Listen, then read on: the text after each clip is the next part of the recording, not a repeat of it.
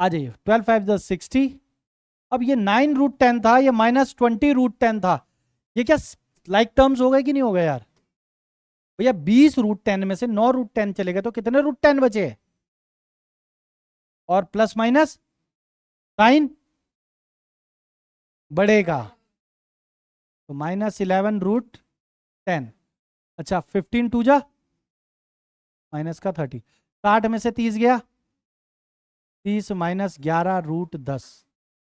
बताओ जी, समझ आया कि नहीं आया? पूरा आया? तो अभी हमने यहां पर दो क्वेश्चन और ले लिए, ठीक है। अब इन क्वेश्चंस में ये देखते हैं।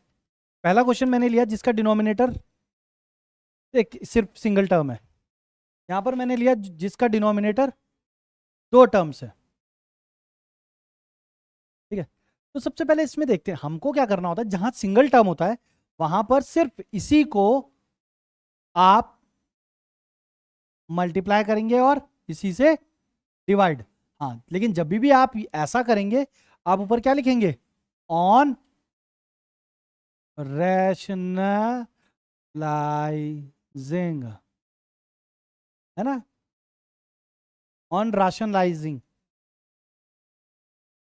राशनलाइजिंग ही तो हो गया, RATION, राशन। तो अब देखो, ये किया, √5 से √5 कैंसिल, आंसर। फिर उसका मतलब तो पहले जो था वही आंसर आ जाएगा, है ना? हमें एक सिंप्लीफाइड फॉर्म वैल्यू चाहिए। ऐसा क्यों करते हैं?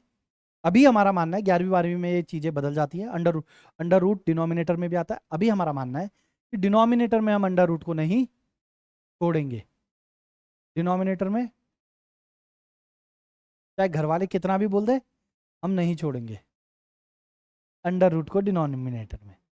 हाँ, वो अपनी ढीठ पड़ने वाली हरकतें भी, लेकिन फिलहाल बस, ठीक है। तो √5 × √5 5, और ये रूट इसकी मल्टीप्लाई पूरे से होगी, तो पहले √2 से होगी तो √10 हो जाएगा।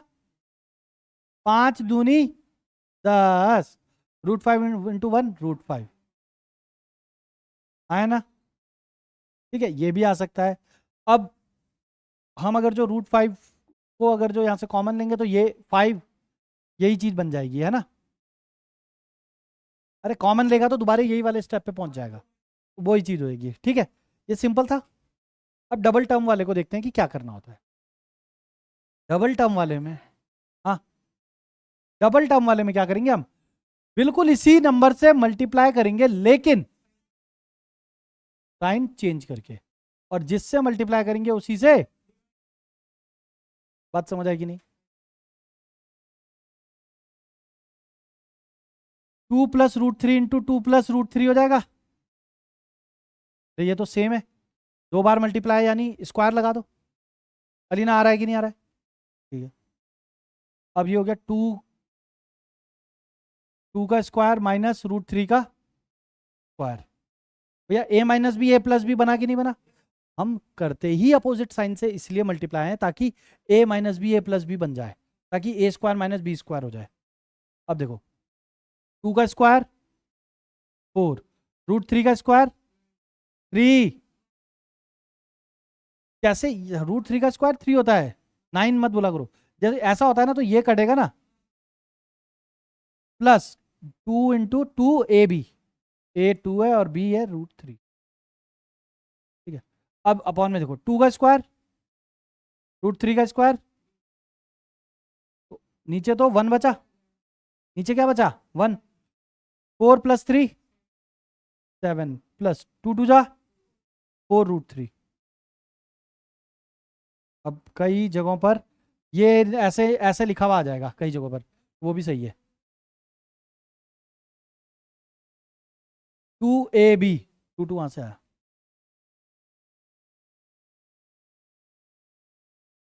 तो अब एक और थोड़ा लेवल अप करके एक और क्वेश्चन देख रहे हैं, है ना? अगर इस तरीके का क्वेश्चन आ गया, दो टर्म्स हैं, ये रैशनलाइज नहीं किया है, बीच में प्लस है, देखिए। तो अब हम क्या करेंगे, यहां पर दो चीजें, या तो फिर हम इंडिविजुअली इसको भी रैशनलाइज करें, प्लस इसको भी रैशनलाइज करें, और तब सॉल्व करें। या एक चीज हम और ट्राई कर सकते हैं कि देख, मैं जैसा कि देख पा रहा हूँ, यहाँ एक प्लस में और एक माइनस में है। तो एलसीएम लेकर भी हम काम कर सकते हैं। तो पहले हम ट्राई कर रहे हैं एलसीएम लेकर करके, ठीक है। अंडर रूट, रूट मतलब ए प्लस बी, ए माइनस बी, जैसे नो, तो एलसीएम भी यही आएगा, √5 माइनस √3, √5 प्लस √3। अब आप में से कई लोग ये बोलेंगे कि सर ये तो डायरेक्ट √5 का स्क्वायर माइनस √3 का स्क्वायर भी लिख सकते थे। बिल्कुल लिख सकते थे, इसलिए नहीं लिखा ताकि आपको समझने में आसानी हो। अच्छा, माइनस वाला माइनस वाले से कट जाएगा, प्लस वाला ऊपर मल्टीप्लाई होगा। ऊपर ऑलरेडी √5 प्लस √3 है, मल्टीप्लाई बाय √5 प्लस √3, तो क्या दो नहीं हो गए, डबल हो गए। तो √5 प्लस √3 का स्क्वायर हो गया कि नहीं हो गया, जब दो बार मल्टीप्लाई हो रहे हैं, है ना। प्लस, अब ये प्लस वाला कैंसिल, माइनस वाला ऊपर मल्टीप्लाई, तो माइनस के भी दो हो गए मल्टीप्लाई में आपस में, तो जा मतलब स्क्वायर हो गया। यहाँ तक कोई दिक्कत, पीछे देखो उनको, ठीक है। अब यहाँ देखते हैं दोनों, अब ए स्क्वायर, अब इसको हम सॉल्व करने पे अगर आए तो कैसे सॉल्व करेंगे, a square b square plus 2ab, ठीक है, कोई दिक्कत यहाँ तक। प्लस ए स्क्वायर यानी 5, बी स्क्वायर यानी प्लस, माइनस क्यों होगा, स्क्वायर हमेशा प्लस में होता है, -2 √3 इंटू √5 -2ab। ये और ये तो एक प्लस में था एक माइनस में था, कैंसिल हो गया। अब इसको देख लेते, इसको √5 का स्क्वायर माइनस √3 का स्क्वायर लिख सकते हैं कि नहीं, ए स्क्वायर माइनस, अच्छा 5 + 3 8, 5 + 3 8, 8 और 8 16, 5 में से 3 गया 2, काटा 8, आंसर। बताओ भाई, ये मुश्किल था, समझ आया, ठीक है। अब हम दूसरे टाइप का क्वेश्चन देखते हैं, इस टाइप का क्वेश्चन जिसमें ए और बी की वैल्यू निकालनी होती है। इसमें हम क्या करेंगे कि पहले इसको सॉल्व करेंगे, फिर इसको इसी टर्म में लाएंगे, और फिर दोनों को इक्वेट कराकर चेक करेंगे ए और बी की वैल्यू क्या है। तो एलएचएस ले रहा हूं मैं, है ना, और उसको ऑन रैशनलाइजिंग, उसको रैशनलाइज भी कर रहा हूं।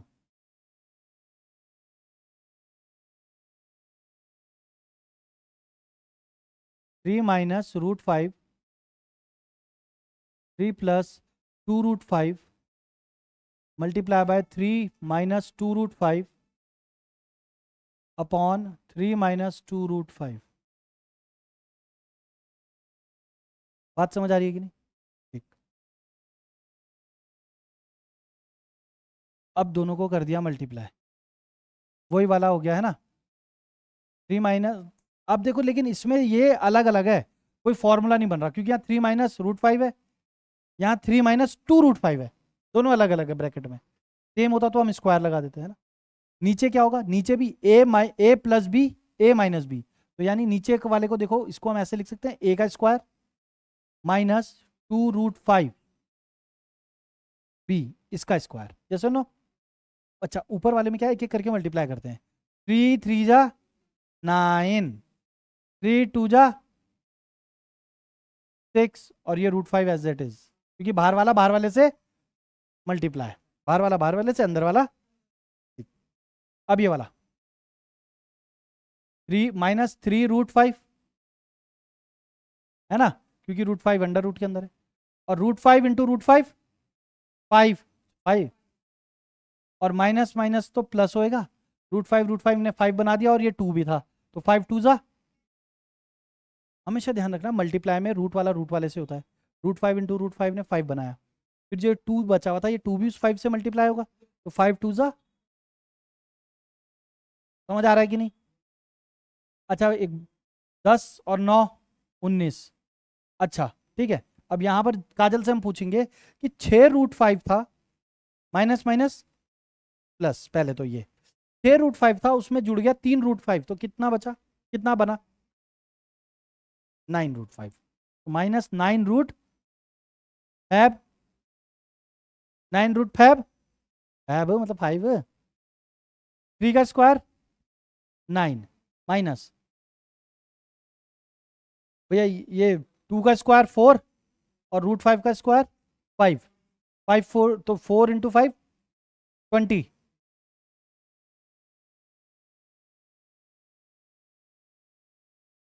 यहां तक कोई दिक्कत परेशानी?